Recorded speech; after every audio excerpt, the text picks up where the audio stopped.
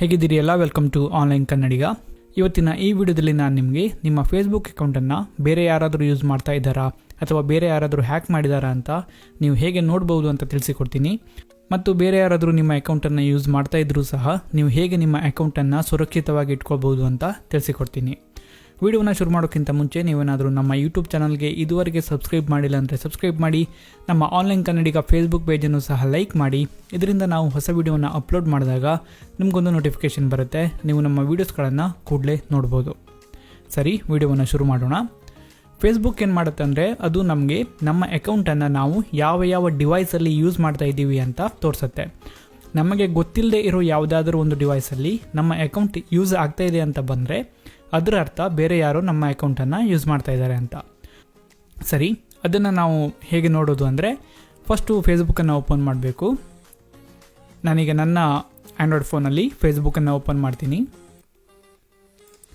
ನಂತರ ನೀವು ಇಲ್ಲಿ ಮೇಲ್ಗಡೆ ನೋಡ್ಬೋದು 3 ಲೈನಿನ ಒಂದು ಆಪ್ಷನ್ ಇದೆ, ಅದ್ರ ಮೇಲೆ ಒಂದು ಸಲ ಟ್ಯಾಪ್ ಮಾಡಿ. ನಂತರ ನೀವು ಕೆಳಗಡೆ ಸ್ಕ್ರೋಲ್ ಮಾಡಿ. ನಿಮಗೆ ಕೆಳಗಡೆ ಹೆಲ್ಪ್ ಆ್ಯಂಡ್ ಸೆಟ್ಟಿಂಗ್ಸ್ ಅಂತ ಹೇಳಿ ಒಂದು ಆಪ್ಷನ್ ಸಿಗುತ್ತೆ. ಅದ್ರ ಕೆಳಗಡೆ ನೀವು ನೋಡ್ಬೋದು ಅಕೌಂಟ್ ಸೆಟ್ಟಿಂಗ್ಸ್ ಅಂತ ಇದೆ. ಈ ಅಕೌಂಟ್ ಸೆಟ್ಟಿಂಗ್ಸ್ ಮೇಲೆ ಒಂದು ಸಲ ಟ್ಯಾಪ್ ಮಾಡಿ.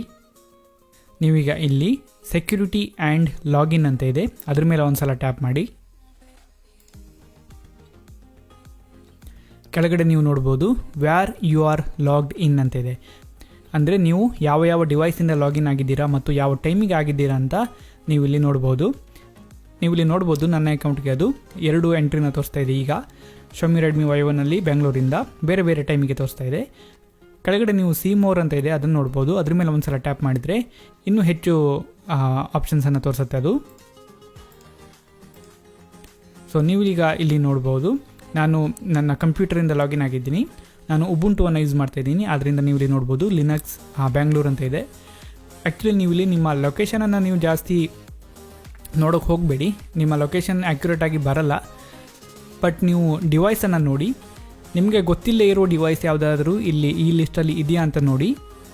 ಹಾಗೇನಾದರೂ ಇದ್ದರೆ ಅದರ ಅರ್ಥ ನಿಮ್ಮ ಅಕೌಂಟನ್ನು ಬೇರೆ ಯಾರೋ ಯೂಸ್ ಮಾಡ್ತಾ ಇರಬಹುದು ಅಂತ. ಸೊ ಆದ್ದರಿಂದ ನೀವೇನು ಮಾಡ್ಬೋದು ಅಂದರೆ ಆ ಒಂದು ಡಿವೈಸಿಂದ ಬೇಕಾದರೂ ಸಹ ಲಾಗೌಟ್ ಮಾಡ್ಬೋದು. ಸೊ ಅದನ್ನು ಮಾಡೋದಕ್ಕೆ ನೀವು ಆ ಒಂದು ಆಪ್ಷನ್ ಮೇಲೆ ಒಂದು ಸಲ ಟ್ಯಾಪ್ ಮಾಡಿ.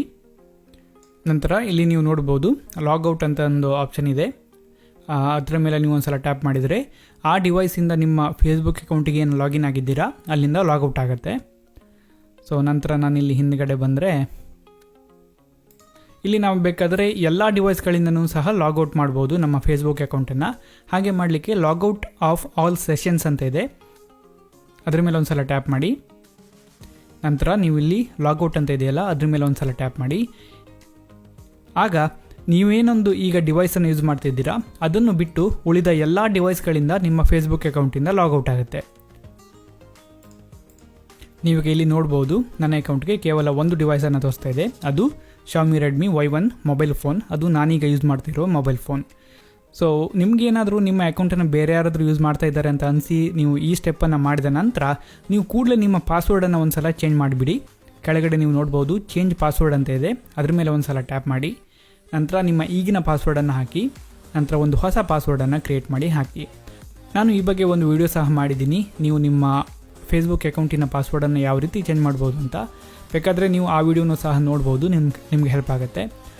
ಇಲ್ಲಿ ನೀವು ಒಂದು ಪಾಸ್ವರ್ಡನ್ನು ಕ್ರಿಯೇಟ್ ಮಾಡುವಾಗ ಯಾರಿಗೂ ಗೆಸ್ ಮಾಡಲಿಕ್ಕೆ ಸಾಧ್ಯ ಆಗದೇ ಇರುವಂತಹ ಒಂದು ಉತ್ತಮ ಪಾಸ್ವರ್ಡನ್ನು ಕ್ರಿಯೇಟ್ ಮಾಡಿ. ನಾನು ಅದ್ರ ಬಗ್ಗೆಯೂ ಸಹ ಒಂದು ವಿಡಿಯೋ ಮಾಡಿದ್ದೀನಿ, ಆ ವಿಡಿಯೋನ ಲಿಂಕನ್ನು ಸಹ ನಾನು ಡಿಸ್ಕ್ರಿಪ್ಷನಲ್ಲಿ ಕೊಡ್ತೀನಿ. ಸೊ ವಿಡಿಯೋನ ನೋಡಿ ಒಂದು ಉತ್ತಮ ಪಾಸ್ವರ್ಡನ್ನು ಕ್ರಿಯೇಟ್ ಮಾಡಿ ನಿಮ್ಮ ಅಕೌಂಟನ್ನು ಸೇಫಾಗಿ ಇಟ್ಕೊಳ್ಳಿ.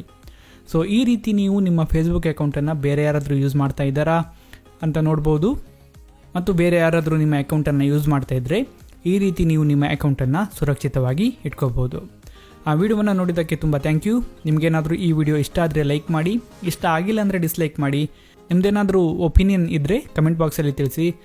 ಮತ್ತು ಈ ವಿಡಿಯೋ ಬೇರೆ ಯಾರಿಗಾದರೂ ಹೆಲ್ಪ್ ಮಾಡುತ್ತೆ ಅಂತ ಅನಿಸಿದರೆ ಅವ್ರ ಜೊತೆನೂ ಸಹ ಈ ವಿಡಿಯೋವನ್ನು ಶೇರ್ ಮಾಡಿ.